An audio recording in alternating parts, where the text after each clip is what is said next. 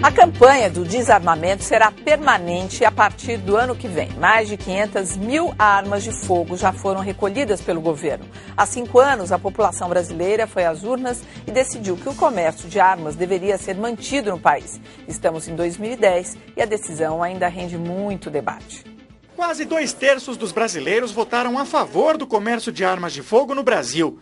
O referendo popular foi a etapa final do Estatuto do Desarmamento, aprovado 2 anos antes, em 2003. O referendo decidiu apenas se o comércio de armas de fogo passaria a ser ilegal ou se continuaria a acontecer no Brasil. A maioria votou pela legalidade da venda de armas para a população, mas todos os outros artigos do Estatuto do Desarmamento continuaram a valer.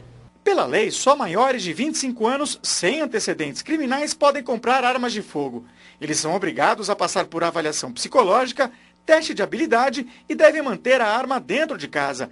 Para transportá-la para um estande de tiro, por exemplo, é necessário usar um cofre. E só é permitido comprar 50 balas por ano. Portar armas em local público depende de autorização judicial e é preciso provar ameaça de morte. Os processos são rigorosos e lentos.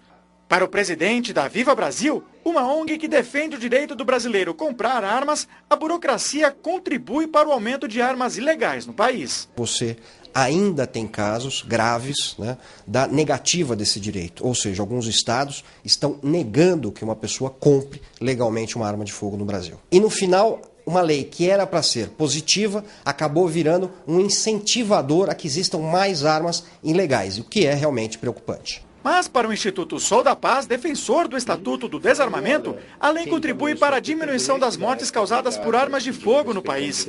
De acordo com o Ministério da Saúde, a taxa de homicídios caiu de 28,9 para cada 100 mil habitantes em 2003 para 25,2 em 2007. Como a arma foi feita para matar, não só no Brasil, mas em qualquer lugar do mundo, praticamente, você tem regras sobre essa venda. E essas regras têm que ser seguidas, né? Então, tentar interpretar qualquer coisa além disso, como infelizmente a bancada da bala faz, o lobby das indústrias faz, tem um único objetivo: aumentar a venda de armas no Brasil para aumentar o lucro das indústrias. Esse é o único objetivo. A gente está voltando nesse assunto porque na semana passada a gente comentou aqui, foi uma enxurrada de e-mails e a gente está revisitando o tema porque eu acho que tem mais coisas para falar aqui. Eu não consegui falar e estando totalmente desarmado.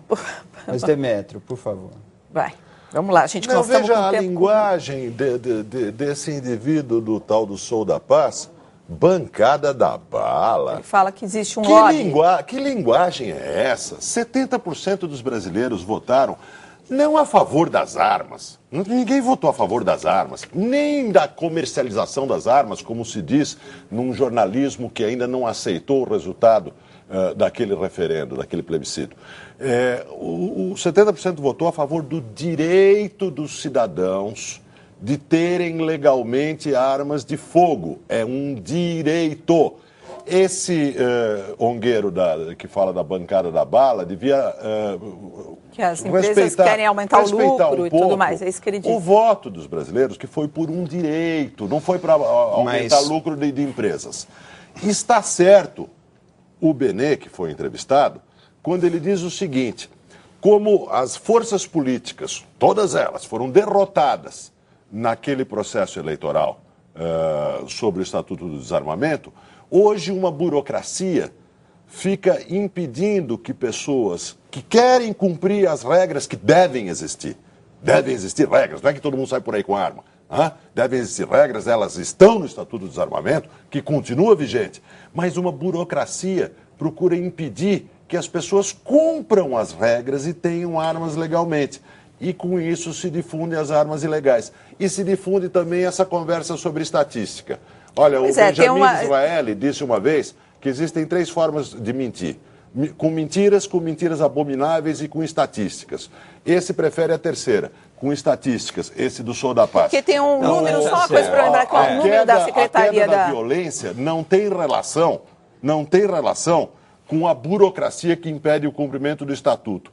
A queda da violência é muito diferente, estado por estado, e tem relação, e é fácil provar aqui com estatísticas, vamos deixar o Guti falar, com a ação das forças de segurança.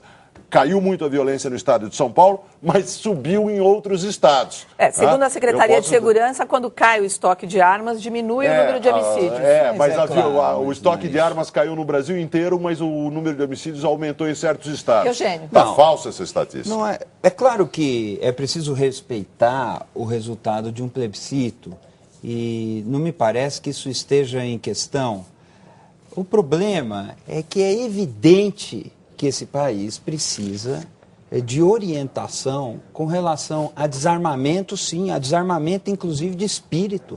Nós estamos vendo uma campanha eleitoral que recorre à violência, as pessoas simbolicamente recorrem à violência e na prática recorrem à violência. O Eugênio já está indo. Não estou indo para o outro lado. Recorre à violência. Uma campanha de desarmamento é altamente bem-vinda.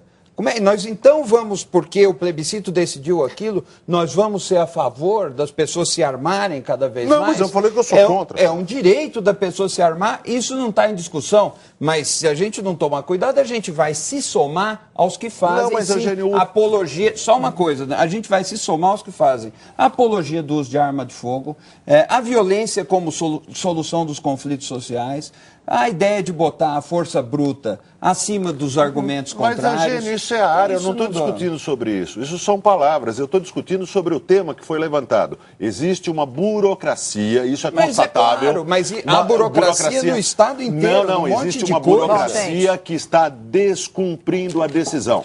A decisão é que as pessoas podem ter armas desde que elas passem por certos trâmites. Que são impossíveis. E a burocracia impede que os trâmites andem. Então é preciso respeitar a decisão do plebiscito. E a turma que fica falando da bancada do Souza Bala tem que aprender que existiu uma decisão popular. Ninguém fala contra a decisão do plebiscito. Se age contra na prática. Não, o Jornal da Cultura dá uma rápida parada. Depois do intervalo, a luta entre cariocas, mineiros e paulistas pela liderança no Campeonato Brasileiro. A gente volta em instantes. Até já.